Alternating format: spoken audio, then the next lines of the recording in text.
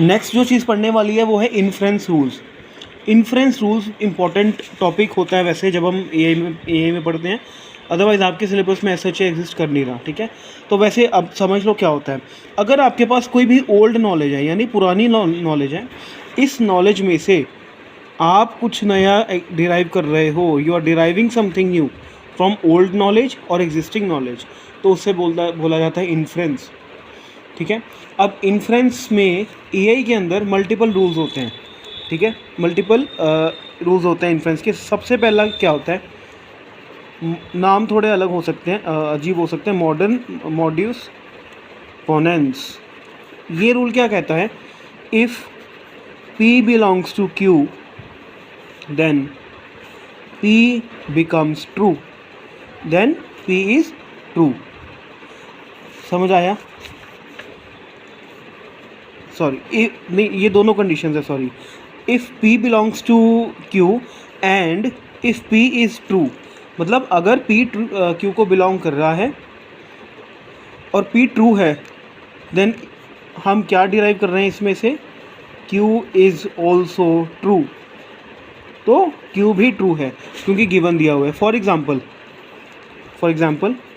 If it is raining, अगर rain होगी तो क्या होगा, grass is wet, grass will be wet. अब तो इससे हमने क्या डिराइव किया, इट इज़ रेनिंग, तो ये क्या हो गया, मॉडस पोनेंस।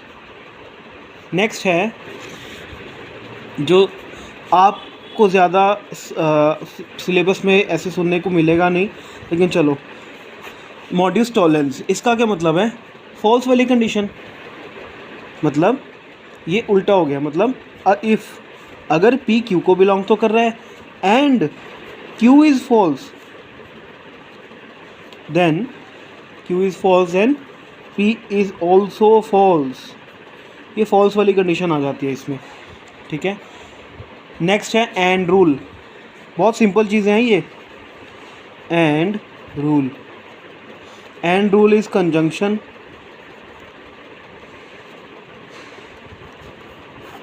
कंजंक्शन का मतलब क्या होता है कि अगर एक ट्रू है दूसरा ट्रू है, उनको प्लस कर दो, प्लस मीन्स उनको कंजंक्ट कर दो, तो वो दोनों ट्रू हो जाते हैं। जैसे इस एग्जांपल ले लेते हैं, अगर P इज़ ट्रू, ये गिवन होगा आपको, if P is true and if Q is true, अगर ये दोनों ट्रू हैं तो क्या होगा, और अगर हम कहेंगे P conjunction that is and, it is also true, ठीक है। तो ये है एंड रूल। तो ये हो गया हमारे पास एंड रूल, ठीक है। अब फोर्थ वाला जो रूल है, जो लास्ट रूल बचा हुआ है, जैसे एंड है वैसे ही और रूल हो गया, ठीक है। और रूल, इसको हम बोलते हैं डिसजंक्शन, ठीक है। अब इसका क्या मतलब हुआ, इसका मतलब हुआ,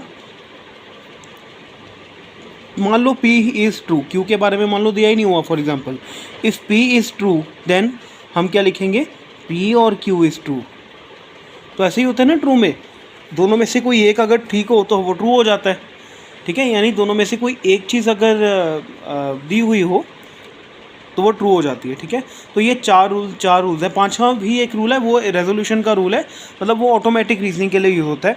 अब उसको हम डिस्कस कर ही लेते हैं। वैसे उसको बोला जाता है रेजोल्यूशन रूल। जो रेजोल्यूशन रूल है, इसका मतलब सिंपल एक आइडिया है, ठीक है। क्या आइडिया है, देखो हमने क्या किया, फॉर एग्जांपल इफ़ यानी गिवन है क्या, P और Q ये गिवन है, एंड लेकिन इसमें से P नेगेट कर रहा है, दैट इज़ P, ये ऐसे करके हम नेगेशन का लिखते हैं ना, ऐसे करके, एंड P नेगेट। तो इसमें क्या हुआ, it concludes that Q is there, ठीक है। तो ये हो गया रेजोल्यूशन। तो सिंपल से रूल्स हैं, दे आर वेरी इजी। एक छोटी सी मैं समरी आपको बता रहा हूँ, ठीक है। समरी मतलब ये सारी इन चीज़ों की, देखो ये जो सारा टॉपिक है ये आता है नॉलेज रिप्रेजेंटेशन में। नॉलेज रिप्रेजेंटेशन का मतलब है कि नॉलेज रिप्रेजेंट कैसे हो रही है, how knowledge is being stored, ठीक है। तो एक क्विक समरी ये है कि यहाँ पे अगर मैं देखूँ, सबसे पहले आता है नॉलेज रिप्रेजेंटेशन। नॉलेज रिप्रेजेंटेशन बताता है नॉलेज कैसे स्टोर हो रही है कंप्यूटर में, नॉलेज जो है वो कैसे रिप्रेजेंट हो रही है, कैसे